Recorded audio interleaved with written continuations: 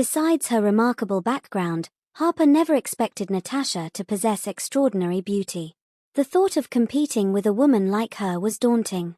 Ms. Harmon is third, the goddess of war, Scarlet Spanner, is second, and the mysterious Grace Linzer takes the number 1 spot. Cody named the top 3 women on the beauty ranking as if he were listing his most cherished treasures. His admiration was evident. He would be satisfied with his life if he could marry any of the top 10 women on the list. Cody, you're quite handsome and talented. Why don't you try and pursue Ms. Harmon? Harper suddenly suggested. She actually had some feelings for Cody and held him in high regard. However, she would give him up to align herself with Natasha. Stop joking. Ms. Harmon is pursued by many outstanding people in the industry. How could I compare to them? Cody shook his head. Even though he was flattered, he was self-aware. The gap between their social status was far too wide. Cody, if you put your heart into it, you can achieve anything. No matter what, you should give it a try. What if you happen to be Ms. Harmon's type? Harper encouraged him. Really? Cody was somewhat uncertain. Why would I lie to you? Then, Harper added, look at yourself. You're handsome, tall, poised, and charming. Most importantly, you're skilled in medicine, attentive, and have great character. A man of your caliber is truly a rare find in this world. Is that so? Cody ran his fingers through his hair and straightened his tie. His confidence surged, and he looked delighted. After all, he considered himself an outstanding and nearly perfect man. He also had tremendous potential. It didn't seem too far-fetched to marry the granddaughter of the Duke of Lancashire, right? Cody, believe in yourself. You're the best, and as long as you show her your charm, you'll definitely win Ms. Harmon's heart. Harper continued to encourage him. Harper, you really understand me so well. Boosted by all the praise, Cody couldn't stop grinning. He was completely inflated. I've got the figure, the looks, and the talent. With this level of perfection, I'm more than enough for Ms. Harmon. That's why I've decided to give her a chance to win me over. That's the spirit. Harper smiled. If Cody managed to win Ms. Harmon's heart, she could also share in his glory. Hey, are you two daydreaming? They suddenly heard a dispassionate voice behind them. Both Harper and Cody were startled. They turned around and were greeted by a familiar face. Dustin, what are you doing here? Cody was taken aback. Why? Can't I be here? Dustin retorted. This is an upscale gathering place for the elite. Who are you to gain entry here? Are you even qualified to enter this place? Harper said coldly. She had been holding a grudge against Dustin ever since he threatened to disfigure her. Your status isn't much higher than mine either. If you're able to get in, so can I. Dustin shrugged. Harper was about to lose her temper when Cody raised his hand to stop her. Remember where we are. Don't make a fool out of yourself. Harper took a deep breath and managed to hold back her anger. She had important matters to handle today. Dealing with Dustin could wait until after they won Natasha over. Dustin, when did you arrive? Cody tried to force a smile. Since you mentioned your uncle having a position in the monarchy, Dustin said indifferently. What? Doesn't that mean you heard everything? Cody suddenly raised his tone. When he noticed other people looking their way, he coughed to ease the embarrassment. I overheard about half of it, Dustin admitted calmly. You. How could you do that? Cody sounded nervous. You were eavesdropping behind us without saying a word. It's creepy. I was just passing by. Who would have thought you'd start talking about such absurd matters and having inappropriate thoughts? I just couldn't take it anymore. Dustin shook his head. What we talk about is none of your business. Harper retorted.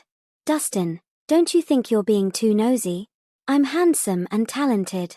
Is there a problem with me pursuing Ms. Harmon? Cody asked darkly. You can pursue anyone you like but her. Dustin shook his head. Why? Cody frowned. Because she's mine, Dustin said calmly, asserting his dominance. What? She's yours. Both Cody and Harper exchanged puzzled glances when they heard that. They began to wonder if they had heard him wrongly. Natasha was, after all, a siren who ranked third in the beauty ranking. Besides, she was also the Duke of Lakshia's granddaughter. She was basically the dream of countless young men. How dare a poor loser like Dustin so shamelessly claim that she was his? Had he lost his mind? Dustin. Are you serious? Cody probed. Of course, Dustin answered confidently. Fut. Cody burst out laughing as though he'd just heard the greatest joke of the century. Oh, Dustin, do you even hear yourself?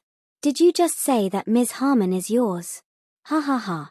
Cody clutched his belly as he laughed with an exaggerated expression. Me. How shameless.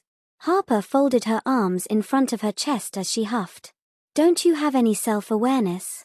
Don't go around thinking that your identity has changed just because you put on new clothes. A loser will always remain a loser. Someone like you isn't even fit to hold Ms. Harmon's shoes. Natasha came from a noble background. Not only that, she had the looks, a perfect figure, and was immensely capable. A woman as brilliant as her had no lack of suitors. So how dare a poor beggar like Dustin even think of claiming Natasha as his? He was desiring someone way out of his league. Dustin, please be more self-aware. Though it's good to be ambitious, you should consider if it's reasonable. Cody snickered and said, there's a world of difference between you and Ms. Harmon. She's like the brightest star in the sky, and you're nothing more than an ant deep underground. No matter how hard you try, you'll never reach her. So wake up, Dustin. Quit dreaming. Even Cody, with his prominent background, dared not brag about calling Natasha his. How dare someone like Dustin do so? Hey, don't make fun of others. There are some things you'll never understand, Dustin retorted calmly. He continued, I still stand by what I said. Natasha is mine, so you both better not be getting any thoughts. You're lying. I'd like to see just how long you can keep up this act. Harper pursed her lips in disdain. Dustin, making baseless claims comes at a cost. If Ms. Harmon hears the nonsense you've said, you might get into trouble. So you better watch your mouth.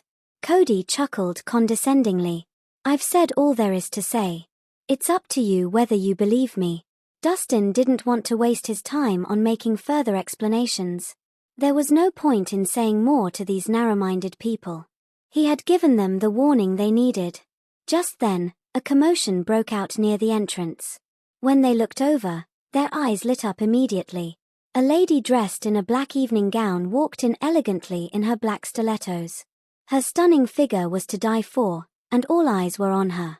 Even without any makeup on, she still looked absolutely stunning.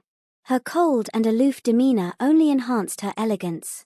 It did nothing to diminish her authority. As she stood there, she looked like a high and mighty queen. The moment she made her appearance, everyone's attention was on her, and no one was able to peel their eyes off her.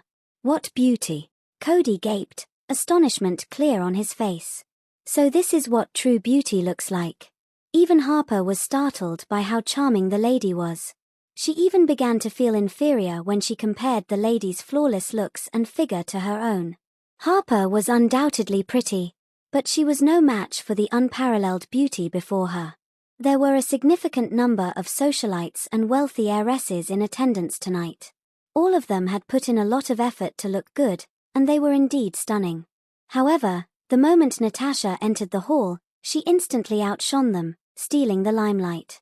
Greetings, Ms. Harmon. Hello, Ms. Harmon. After a short moment of silence, the entire hall erupted in loud chatter. Everyone began crowding around Natasha to greet her. Those who could show up at the event were either high-ranking officials or top executives of major corporations. It was only natural that they knew Natasha's identity. There were even some who had attended the event for the sole purpose of sucking up and currying favor from her. No need for formalities, everyone. Please make yourself comfortable. Natasha remained composed.